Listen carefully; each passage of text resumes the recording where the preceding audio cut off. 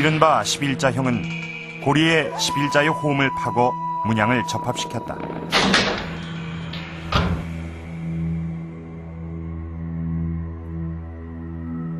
반면 신라의 호우총 칼은 고리에 호음을 파지 않고 끼우는 이른바 무용상좌형이다.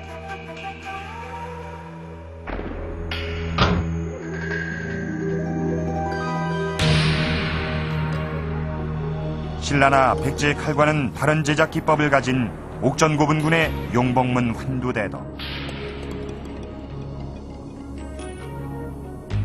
그렇다면 이들은 어디서 왔을까? 옥전고분군에서 출토된 그 환두대도는 제작 기술적인 측면에서 봤었을 때 백제와는 분명히 다르고, 또 기존의 그 가야나 신라 지역에서 출토되는 그런 용작 환두대도와는 뚜렷한 차이가 있습니다. 이런 점을 종합해 보면 그 옥전고분군의 환두대도는 옥전고분군의 그 조형자들이 직접 제작했을 가능성도 배제할 수는 없습니다.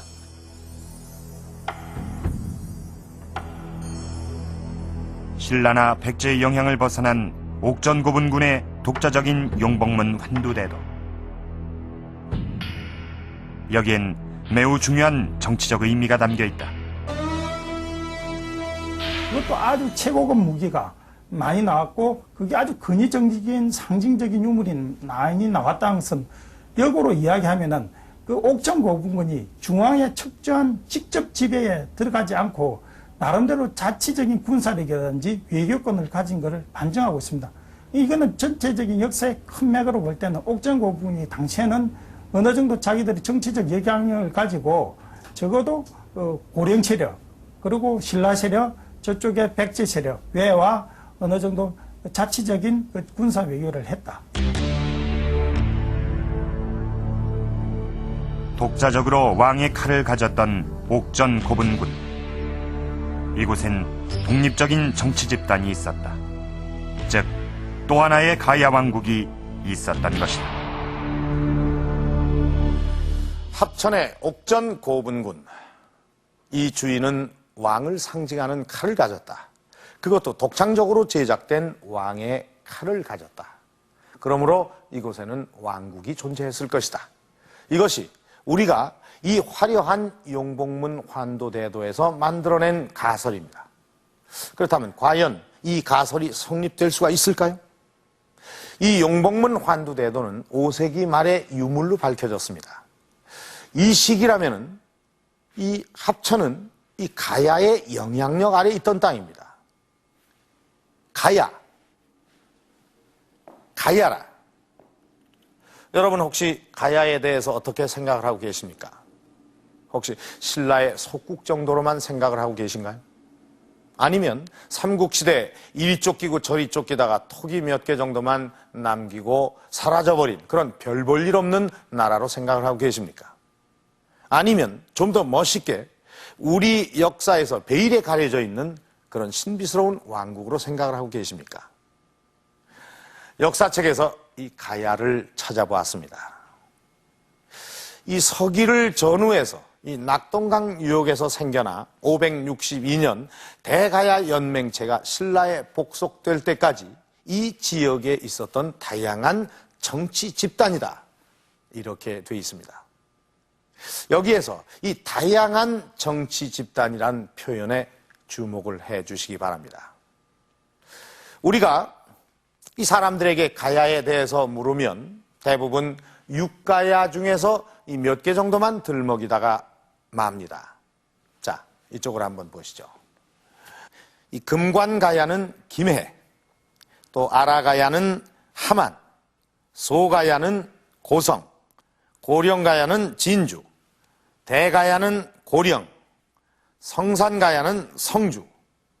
이런 식으로 알고 있고 또 이렇게 배웠습니다. 그렇다면 심각해집니다. 우리는 용복문 환두대도에서 이 합천의 옥전에 왕국이 있었다는 가설을 세웠습니다. 그런데 우리가 알고 있는 대로라면 이 합천은 고령의 대가야나 함안의 아라가야의 영향력 아래 있어야 합니다. 그런데 옥전에 왕국이 있었다. 과연 옥전에는 가야의 또 다른 왕국이 존재했을까요? 만약 존재했다면 그 왕국은 어떻게 생겨나고 또 어떻게 성장을 했을까요? 우리가 세운 가설에 대해 옥전의 고분들한테 물어봅니다.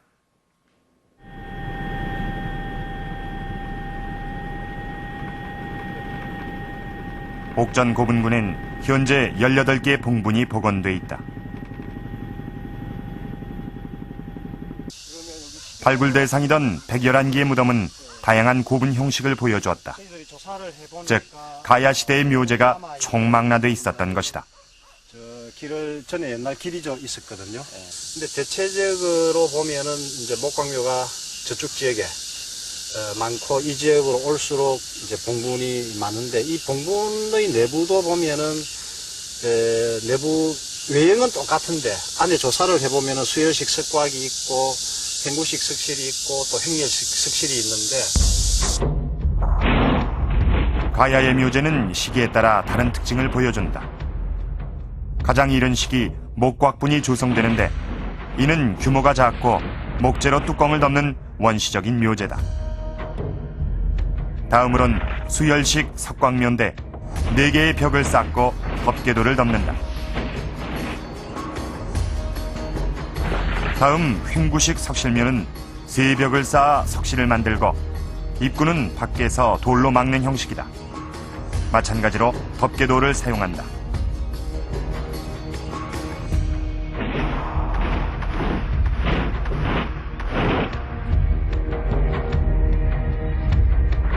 횡열식 석실묘 역시 돌로 방을 만들고 한쪽 벽에 길다란 길을 낸다. 필요에 의해 드나들 수 있도록 한 것이다.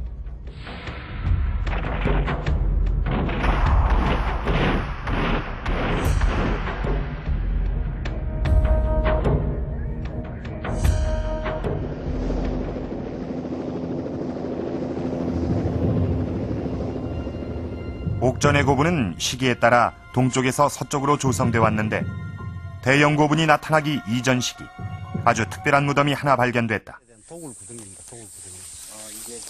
옥전 23호분이 바로 그것인데 옥전 23호분은 목광묘가 조성돼 있던 지역에서 발견됐다. 이제 여기 이런 나무들이 그때 1차 조사하고 심은 복원하면서 심은 나무들이거든요. 그 여기가 23호분이 있었던 자리입니다. 이렇게. 23호분은 발굴 이후 다시 덮어버려 지금은 흔적조차 찾기 어렵다. 굉장히 규모가 큰 목광입니다. 그러나 23호분은 평면 면적이 33.1평방미터로 보통 8평방미터이던 다른 목곽분에 비해 4배 이상 큰 규모였다. 바닥엔 관을 받치는 바닥돌이 가지런히 깔려 있었으며 관을 놓았던 주변엔 흙과 돌이 엉켜 있는데 이들은 목곽시설을 보강한 흙과 돌이다. 옥전 고분에선 처음 보이는 구조다. 그 시점에 되어서 새로운 문화가 나타나는 시점이 되어서 그러한 그 커비형 토기는 싹 사라지고 한 점도 없고